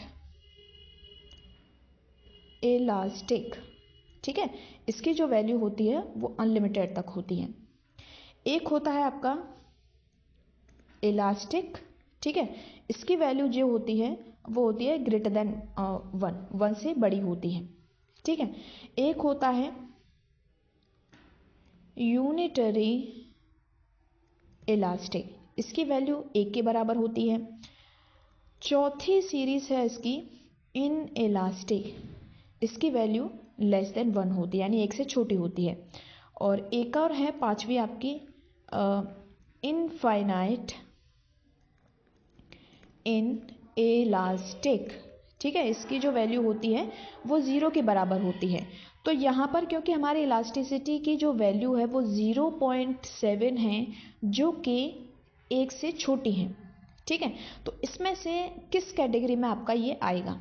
तो यहाँ पर आपका ये अनलिमिटेड है, ये ग्रेटर देन 1 है, ये इक्वल है, तो ये लेस देन 1 है, ये 0 है। तो आपका जो इलास्टिसिटी आएगी वो इस वाली कैटेगरी में आएगी, इन इलास्टिक, ठीक है। तो यहाँ पर आपका जो आंसर होगा वो ऑप्शन नंबर 2 होगा।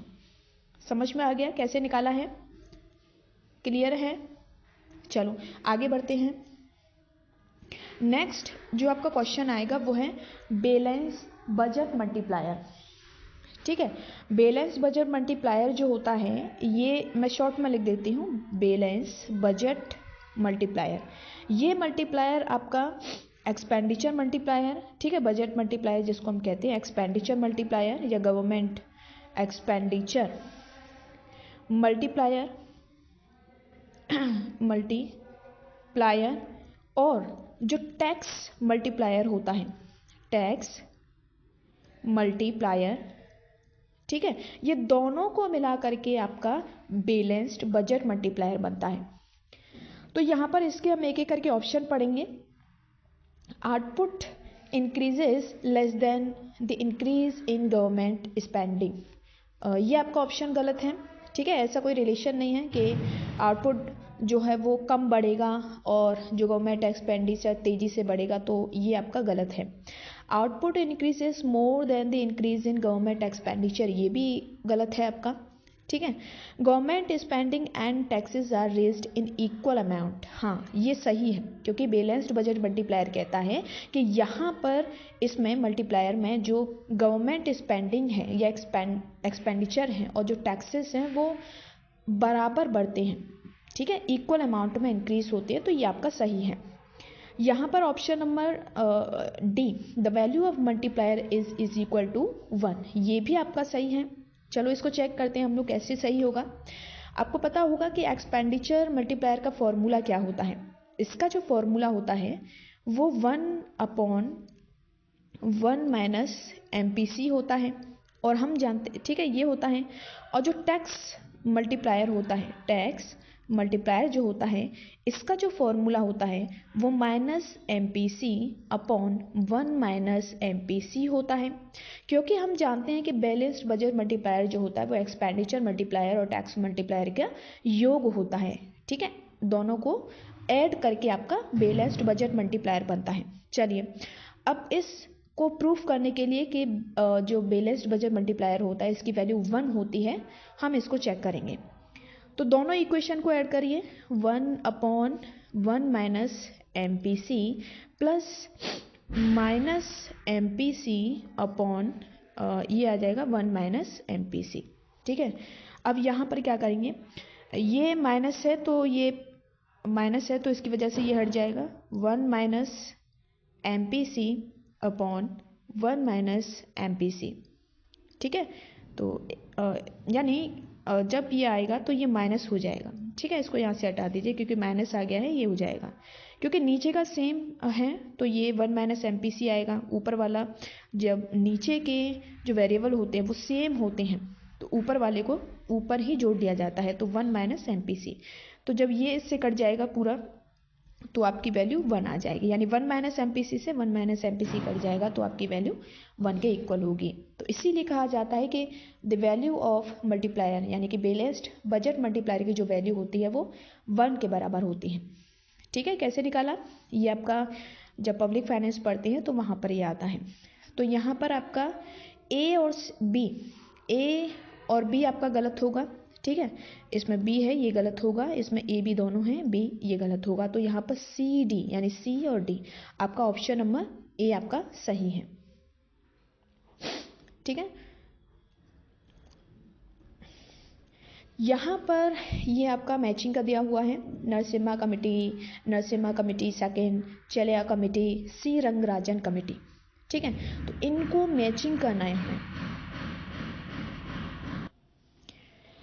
इसको हम करेंगे 73।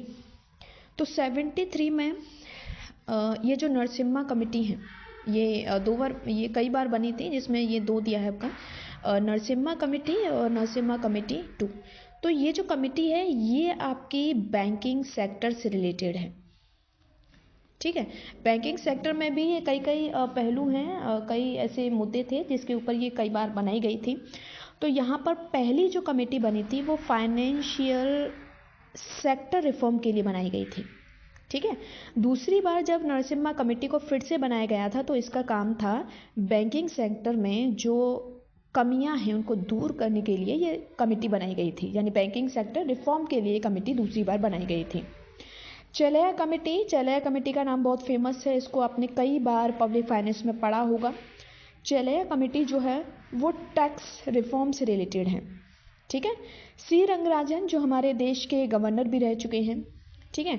तो ये जो कमेटी है सी रंगराजन की, वो पॉवर्टी एस्टिमेशन कमेटी है कि इंडिया में कितने लोग गरीब हैं उसको मेजरमेंट करने के लिए और उसको कैसे मापा जाए कौन गरीब है।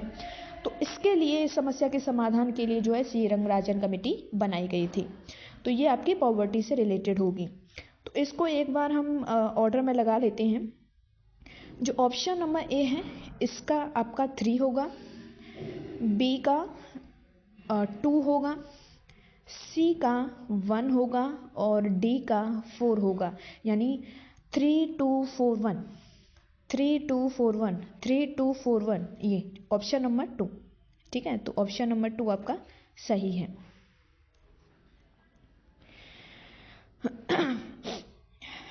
क्वेश्चन नंबर 74, इसमें 2 एजर्शन और रीज़न आपके सामने दिया है, ठीक है। इसको हमें चेक करना है कि ये सही है या गलत है। When everyone trades in the competitive marketplace, all mutually beneficial trades are completed and the resulting equilibrium allocation of resources are economically efficient. ये जो ऑप्शन होगा ये आपका सही है, ठीक है।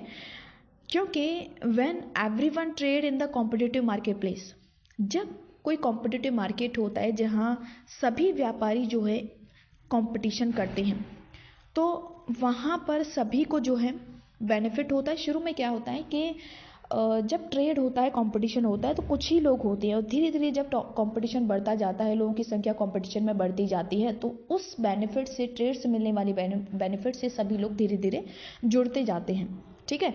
तो लास्ट में जब लोग एक लिमिट से, जब इनइक्वालिटी क्या है कि वो धीरे धीरे कम होती जाती हैं, लोग जब कंपटीशन करेंगे, प्रोडक्शन करेंगे, तो धीरे धीरे क्या होता है कि लोग कंपटीशन के ज़रिए वो अपना इकोनॉमिक वेलफेयर कर रहे हैं। इकोनॉमिक वेलफेयर करने की वजह से वो उनकी जो इकोनॉमिक कंडीशन है वो धीरे धीरे बढ़ रही है, जिसकी वजह से जो रिसोर्सेज हैं वो लोगों के बीच में डिस्ट्रीब्यूट हो रहे हैं। तो all mutually beneficial trades are completed, ठीक है, and the resulting equilibrium allocation resources are economically efficient. तो जब कंपटीशन का एक लेवल तक पहुंच जाता है जहां पर रिसोर्सेज के ऊपर सब लोगों का अधिकार होता है, तो वहां पर इकोनॉमिकली जो रिजल्ट आपका लास्ट में जो एक पीक लेवल पर जो इक्विलिब्रियम बनता है रिसोर्सेज के एलोकेशन का, तो वो आपका इफिशिएंट होता है। तो ये आपका जो ऑप्शन है वो बिल्कुल सही है। इसका रीज़न देखते हैं। Even if a trade from an inefficient allocation makes everyone better off, the new allocation is not necessarily efficient, ठीक है। ये जो रीज़न है ये भी आपका सही है, क्योंकि if a trade from an inefficient allocation makes everyone better off, यानी कि जब ट्रेड होता है, व्यापार होता है, और उस कंडीशन में अगर रिसोर्सेज के ऊपर कुछ ही लोगों का अधिकार है, ठीक है, कुछ ही लोगों के ऊपर कुछ लोगों का अधिकार है और बाकी के जो लोग हैं वो उनके पास रिसोर्स है ही नहीं, उनको रिसोर्सेज जो है वो नहीं मिले हैं, तो वहाँ पर जो इनएफिशिएंट एलोकेशन होता है उसकी वजह से सभी लोगों का नुकसान होता है, यानी कि सभी लोगों की जो इकोनॉमिक कंडीशन है वो ख़राब होती है।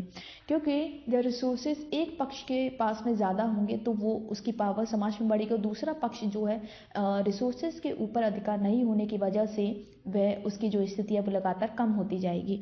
तो इससे कहीं ना कहीं जो है सभी लोगों का जो है एक बेटर ऑफ होता है। The new allocation is not necessarily efficient. जब ये जो इनइक्वालिटी है रिसोर्सेज की, राइट्स की, जब वो बढ़ती जाती है तो लास्ट में जो इक्विलिब्रियम होता है वो बिगड़ जाता है, और इसकी वजह से जो एलोकेशन है रिसोर्सेज का वो इफ़िशिएंट नहीं हो पाता है। तो ये जो है ये आपका बिल्कुल सही है, ठीक है।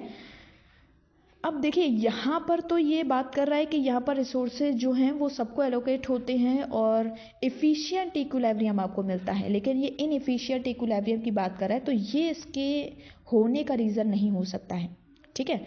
यानी कि आप इस स्टेटमेंट को पढ़िए और रीज़न, इस स्टेटमेंट का जो रीज़न है वो ये है, यानी कि इसको जब आप पढ़ोगे तो यहाँ पर आप बिकॉज लगा कर पढ़िए।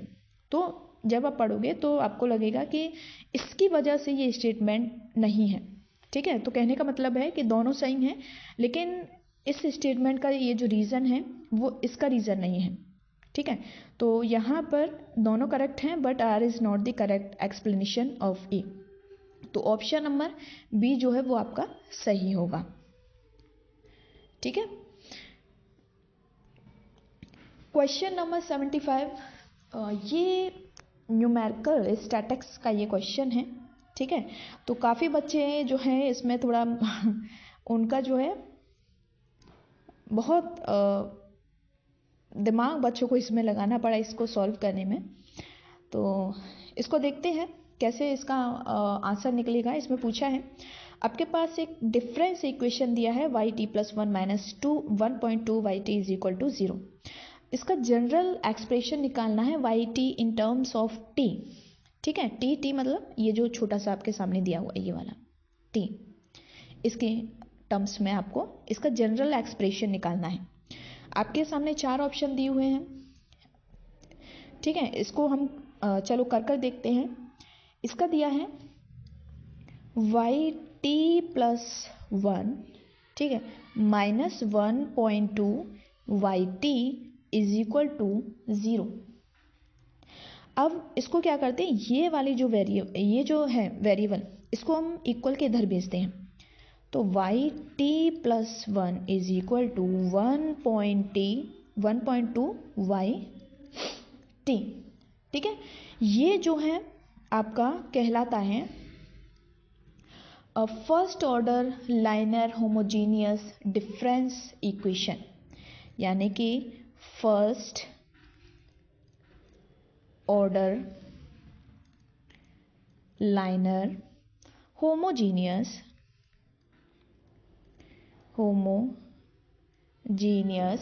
Difference equation. ये समझ लीजिए, आप लोगों ने शायद ये नहीं पढ़ा है, लेकिन ये आपके स्टैटिक्स का पार्ट है, डिफरेंस इक्वेशन, ठीक है। अब यहाँ पर क्या है, इसको हम एक कांस्टेंट के साथ जोड़ते हैं, ठीक है, y, क्योंकि यहाँ पर जो है हम yt के सापेक्ष जब हम लेंगे तो yt = c 1.2 की पावर t, ठीक है। जब हम yt के सापेक्ष जब इसको बनाएंगे तो ये आपका बनेगा yt = c एक आपका कांस्टेंट वेरिएबल है, ये एक कांस्टेंट है 1.2 t, ठीक है। अब यहाँ पर क्योंकि हमें ये जो t है इसके सापेक्ष में हमें लेना है, तो यहाँ पर हम क्या करेंगे, if we take t small t, ये जो नीचे वाला ये वाला स्मॉल t = 1, तो क्या हम इस इक्वेशन को ऐसे लिख सकते हैं y1 = ये आपका c है, ठीक है, और 1.2 की पावर, क्योंकि t है तो यहाँ पर हमने t = 1 लिया है, तो ये आपका 1 आ जाएगा, ठीक है। अब हम क्या करेंगे, ये जो वैल्यू है c के रेस्पेक्ट में जब हम इसको निकालेंगे तो c = ये जो वैल्यू है c के साथ में मल्टीप्लायर में ये इधर जाएगी तो ये अपॉन में हो जाएगी, ठीक है। तो ये हो जाएगा y1/1.2। ठीक है, पावर 1 है तो लगाने की ज़रूरत नहीं है इसको। अब यहाँ पर हम ये जो 1 t की जगह हमने 1 लिया था, इसको हम वापस t रखते हैं। ठीक है, 1 लिया था, इसको वापस 1 की जगह जब हम t की वैल्यू लगाएंगे तो इसको हम ऐसे लिख सकते हैं y t is equal to 1.2। ठीक है, क्योंकि इसका जो है 1 था, वैल्यू 1, क्योंकि ये t, इसको अगर हम t में कन्वर्ट करेंगे तो ये आपका t हो जाएगा। ठीक है, इनटू, क्योंकि इसके साथ में c भी है, ये जो है आपका दिया है y1 is equal to c 1.2 की पावर 1, ये 1 मतलब t है। तो क्योंकि हमें पता है कि c is equal to y1/1.21 है, तो इसको जब हम c की जगह डालेंगे, किससे, इस वाले को, तो इसको जब हम करेंगे तो yt is equal to 1.t की पावर t हो जाएगा इंटू 1.2, c की वैल्यू हो जाएगी आपकी y1 अपॉन, ये हो जाएगा 1.2 की पावर 1। ठीक है, क्योंकि ये जो t है, ये इसका एग्जैक्ट नंबर हमें नहीं पता है। ठीक है, ये कई सारे भी हो सकते हैं, तो ये 1 है। ठीक है, 1.01 है, तो इस t में भी बहुत सारे t हो सकते हैं। ठीक है, अब यहाँ से एक ये है, ये भी कई सारे हो सकते हैं, तो जब हम इसको काटेंगे तो t में से एक, ये जो पूरी वैल्यू है ये घट जाएगी। ठीक है, ये पूरा ओवर मान लीजिए फॉर एग्जांपल t की वैल्यू हमें नहीं पता है, वो तो हमने 1 इस इक्वेशन को सॉल्व करने के लिए लिया। मान लो इसकी वैल्यू कोई भी हो सकती है, 10 भी हो सकती है, 5 भी हो सकती है। ठीक है, तो 1.2 की पावर t या 1.2 की पावर 5, इसका मतलब है कि 1.2 को हम 5 टाइम्स मल्टीप्लाई करेंगे। ठीक है, क्योंकि 1.2 एक वेरिएबल नीचे दिया है, वैल्यू नीचे दी हुई है, और ये 5 टाइम्स 1.2 दिया हुआ है। ठीक है, तो उसमें से हम इस वैल्यू को काट सकते हैं। तो यहाँ पर 5 1.2 में से जब एक घट जाएगा तो आपके पास, जब आप इसमें से एक घटा देंगे, एक मतलब इसको काट देंगे एक को, तो आपके पास t की वैल्यू जो है 4 हो जाएगी। ठीक है, क्योंकि यहाँ पर t है तो हम इसको कैसे लिखेंगे, yt इज इक्वल टू 1.2, एक मिनट इसको एक जगह लिख लेती हूँ मैं इधर, तो yt इज इक्वल टू, ठीक है, 1.2 की पावर t, क्योंकि हमने एक नीचे वाला भी इसमें से काट दिया है तो ये -1 हो जाएगा। ठीक है, इनटू y1। तो ऐसे करके आपका आंसर जो है ये आएगा। ये चेक करिए, yt is equal to 1.t है, ये t-1 आएगा, ये आपका गलत होगा। yt is equal to 1.2, t +1 दिया है, ये आपका +1 दिया है, तो ये भी आपका गलत होगा। yt is equal to 1.2, t-1 y1, हाँ ये वाला आपका सही होगा, ऑप्शन नंबर 3। ठीक है, इसको भी देख लो, ये भी आपका गलत है क्योंकि y0 दिया है, तो ऑप्शन नंबर 3 जो है आपका वो सही होगा। ठीक है, क्वेश्चन नंबर 76। यहाँ पर आपने जो है कुछ न्यू टर्म है, जैसे new Chamberlin, new Hotelling, new Heckscher Ohlin, या न्यू जो वर्ड है ये इन मॉडल का एडवांस वर्जन बताता है, क्योंकि अभी तक हम लोगों ने नहीं पढ़ा था, एक नया कॉन्सेप्ट इसमें आया है। न्यू चैम्बरलेन है, न्यू होटलिंग है, न्यू हेक्सचर ओहलिन है। ठीक है, तो चलो इसको हम देखते हैं। जो चैम्बरलेन है, तो ठीक है, अगर किसी को भी थोड़ा बहुत इनके बारे में इंफॉर्मेशन होगा, चारों लोगों के, चैम्बरलेन, होटलिंग, क्रूगमैन, ब्रैंडर, हेक्सचर ओहलिन, तो इनके बारे में थोड़ा सा भी आइडिया होगा, ये किस सेक्टर से, किस क्षेत्र से रिलेटेड है, तो वो इसको आराम से कर सकता है। पहले हम बात करेंगे चैम्बरलेन। चैम्बरलेन जो है, इन्होंने इम्परफेक्ट कंपटीशन से ये जुड़े हुए हैं, जिसमें वो कहते हैं कि इम्परफेक्ट कंपटीशन में large number of seller and buyer ये लोग पाए जाते हैं। एडवर्टाइजमेंट कॉस्ट होता है, और जो प्रोडक्ट होता है वो डिफ्रेंशिएट होता है, यानी कि वस्तु विभेद होता है। एक ही प्रोडक्ट की आपको मार्केट में अलग अलग वैरायटी मिल जाएगी। तो यहाँ पर जो चैम्बरलिन है ये आपका 3 यानी कि प्रोडक्ट डिफ्रेंशिएशन इससे रिलेटेड है। ठीक है, नेक्स्ट जब हम देखेंगे न्यू होटलिंग मॉडल। न्यू होटलिंग मॉडल जो है ये आपका हॉरिजॉन्टल डिफरेंशिएशन ऑफ प्रोडक्ट से रिलेटेड है। होटलिंग मॉडल जो है जब आप इसको पढ़ोगे तो ये इन्वायरमेंटल इकोनॉमिक्स में जो वैल्यूएशन में इसका यूज़ होता है। होटलिंग मॉडल था, ठीक है, तो इसका जो एडवांस वर्जन है वो न्यू होटलिंग मॉडल है। और ये जो न्यू होटलिंग मॉडल है इसको दिया था KJ लैनकास्टर ने न्यू होटलिंग मॉडल लिया था। तो ये इंपॉर्टेंट है, फर्स्ट टाइम आया है तो नेक्स्ट टाइम हो सकता है कि इसको देने वाला कौन था ये पूछ लें।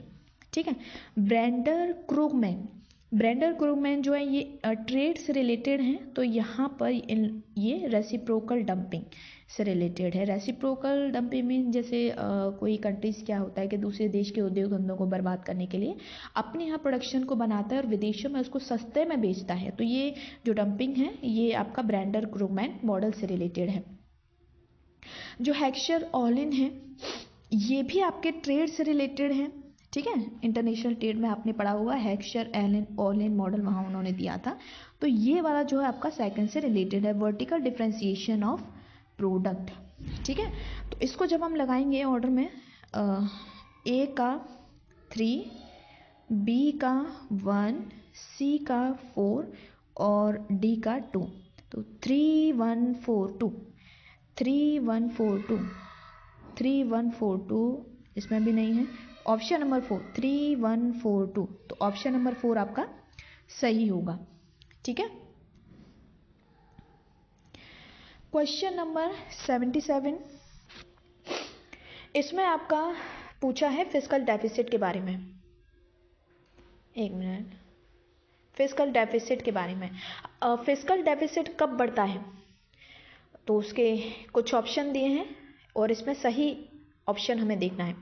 Increase in government spending, yes, क्योंकि जब सरकारी खर्चा बढ़ेगा तो इससे सरकारी खर्चा बढ़ेगा इसका मतलब है कि अपने खर्चे को पूरा करने के लिए अगर रेवेन्यू कम है तो हमें दूसरों से उधार लेना पड़ेगा। ठीक है, खर्चा बढ़ेगा तो इससे क्या होता है, डेफिसिट इंक्रीज होता है। Increase in domestic interest rate, ये भी आपका सही है। ठीक है, इंटरेस्ट रेट बढ़ेगा, उधार जब हम इंडिया में इंटरेस्ट रेट बढ़ेगा तो हमारे यहाँ लोन लेना महंगा होगा। लोन लेना महंगा होगा तो हमारे देश में विदेशों में, हमारे देश के कंपैरिजन में विदेशों में इंटरेस्ट रेट कम होगा। ठीक है, तो इसकी वजह से हमारे यहाँ जो मनी है वो कम होगा। हमारे यहाँ लोग इन्वेस्टमेंट कम करेंगे, इन्वेस्टमेंट कम करने की वजह से लोगों को रोज़गार कम होगा, रोज़गार कम होगा, लोगों की इनकम नहीं होगी, डिमांड कम होगी। तो उसकी वजह से धीरे धीरे जो है सरकार को जो है इन चीज़ों को बूस्ट करने के लिए बड़े लेवल पर खर्चा करना पड़ेगा। और बड़े लेवल पर खर्चा करने के लिए सरकार को क्या है, बड़े लेवल पर एक्सपेंडिचर करना पड़ेगा। ठीक है, तो उसकी वजह से भी आपका जो डेफिसिट है वो भी इंक्रीज होगा। फॉल इन प्राइवेट इन्वेस्टमेंट, ठीक है, क्योंकि इंटरेस्ट रेट बढ़ेगा तो उससे इन्वेस्टमेंट कम होगा। जैसे मैंने बताया था इंटरेस्ट रेट कम होगा, इंटरेस्ट रेट कम होगा तो प्रोडक्शन कम होगा, प्रोडक्शन कम होगा तो हमारे इंडिया से जो इन्वेस्टर हैं वो, क्योंकि इंटरेस्ट रेट कम है तो यहाँ इन्वेस्टमेंट लगाना उनके लिए महंगा होगा तो वो लोग विदेशों को जाएंगे। तो हमारे यहाँ से जो इनकम है या कैपिटल है वो आउटफ्लो होगा, देश से बाहर जाएगा, तो उसकी वजह से भी हमारा डेफिसिट इंक्रीज होगा।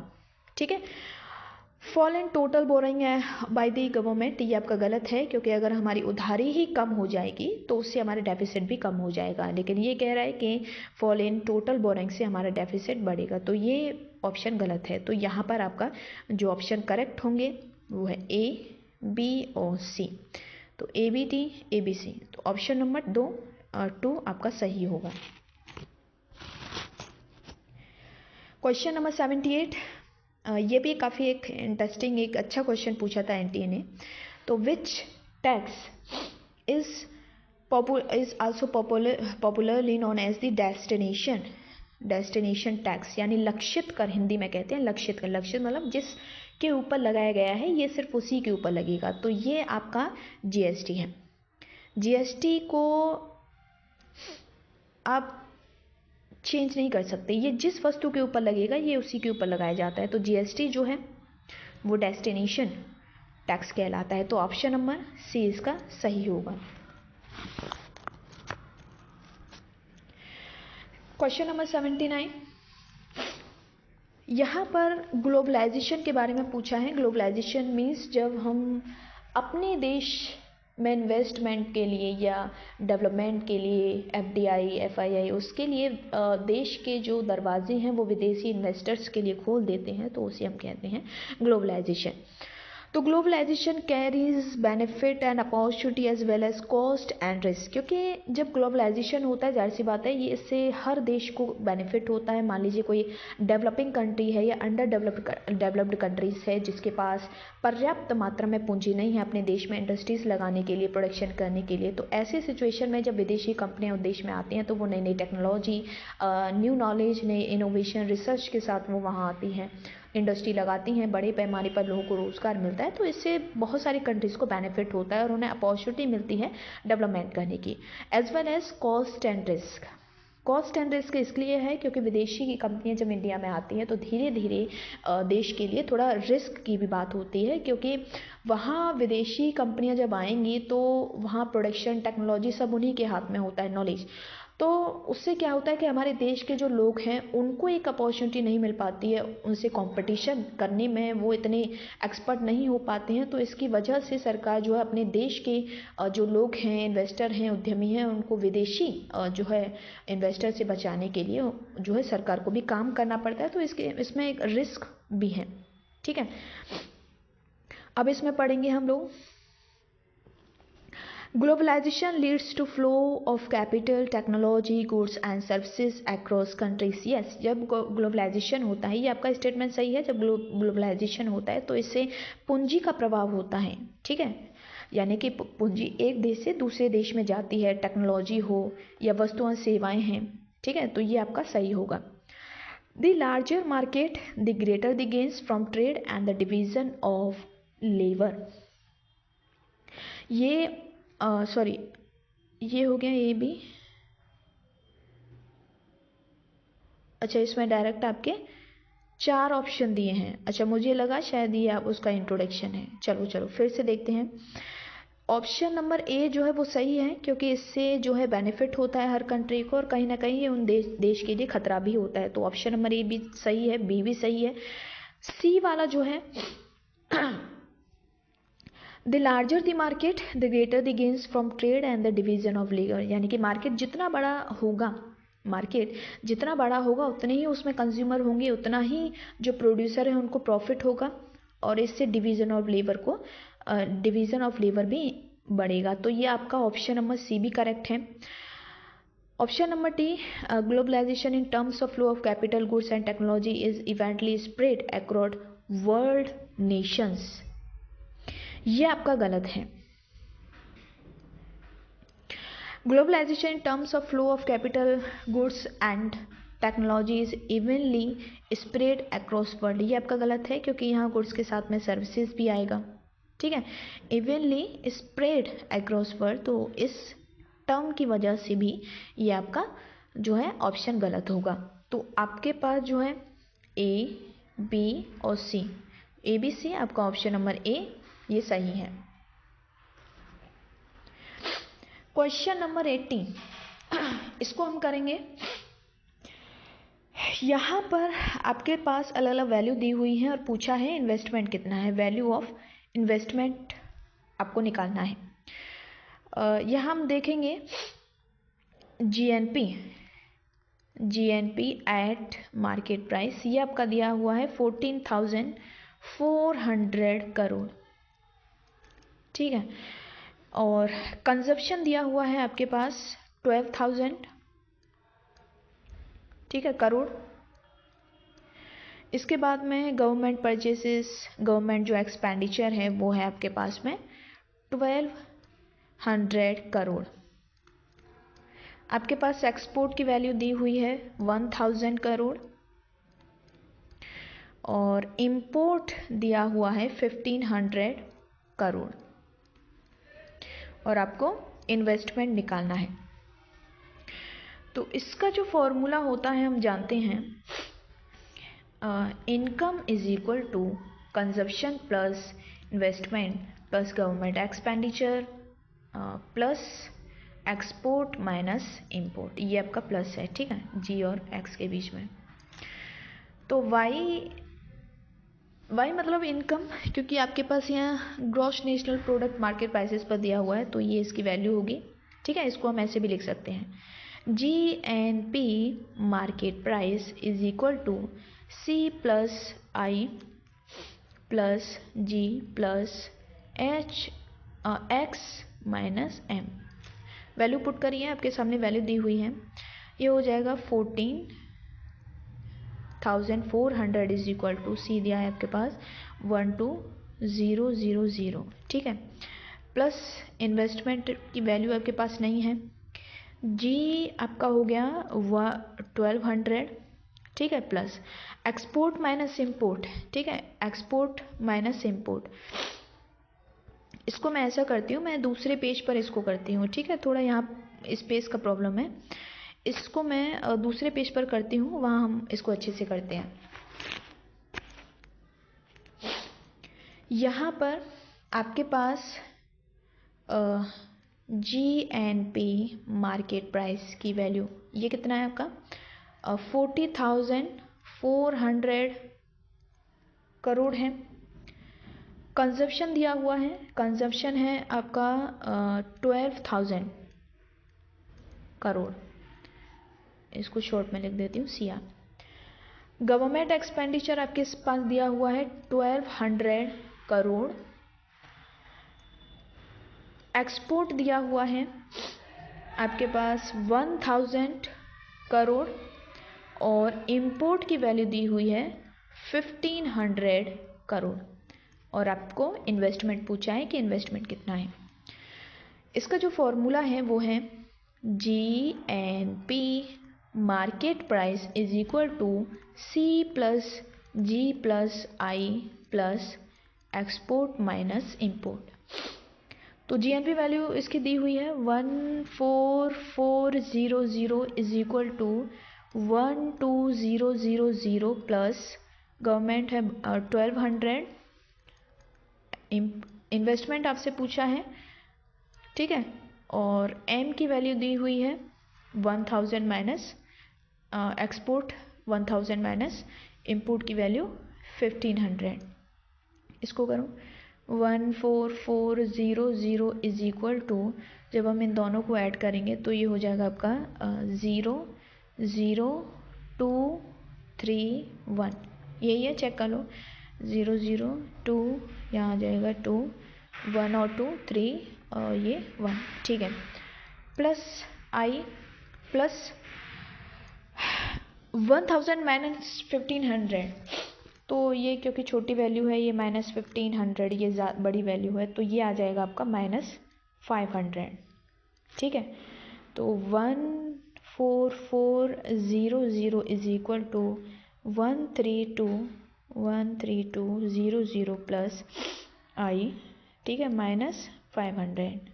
जब हम इसमें से 500 घटाएंगे तो 14,400 is equal to 132,00 minus 500 plus investment 1। हम इसको घटाएंगे तो ये हो जाएगा 0,0, 12 में से 5 निकलेगा तो 5 12 7 आएगा, हाँ 7 और ये हो जाएगा 12 प्लस इन्वेस्टमेंट। ये इसको हम इधर भेजेंगे माइनस में, इक्वल के इधर, तो 14,400 माइनस 12,700 इज इक्वल टू आई। तो इसको हम आई को इधर कर लेते हैं, ठीक है। तो 14,400 माइनस 12,700 0। तो इसकी जो वैल्यू आएगी आई, जब हम इसमें से इसको घटाएंगे तो ये आएगा आपका 0,0 ये बड़ा है ना, 14 में से 7 जाएगा तो 4 6 एक मिनट, 14 में से 7 जाएगा तो 7 ही आएगा आपका। हाँ, ये 3 बचेगा, 3 में से 2 गया तो 1, तो 1 और 1 0। तो हाँ, आई की जो वैल्यू होगी वो आपकी, अरे ये पेन क्या कर रहे हैं, चलो इसको इधर लिख देते हैं। इसकी जो वैल्यू आएगी वो 1700 आएगी, आई की वैल्यू। इसको हम एक बार ऑप्शन में देख लेते हैं। ऑप्शन में आपका 1700 कहीं दिया है, 1200, 2000, 1500, 1700, ये रहा ऑप्शन नंबर 14 आपका, ये करेक्ट होगा।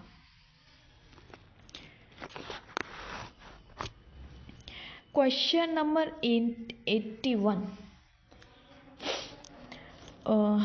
इस क्वेश्चन को थोड़ा छोड़ दीजिए, नेक्स्ट जो वीडियो आएगी वहाँ पर मैं इसको बताऊंगी। ये क्वेश्चन है, arrange the following theories in chronological order. तो इसको जो है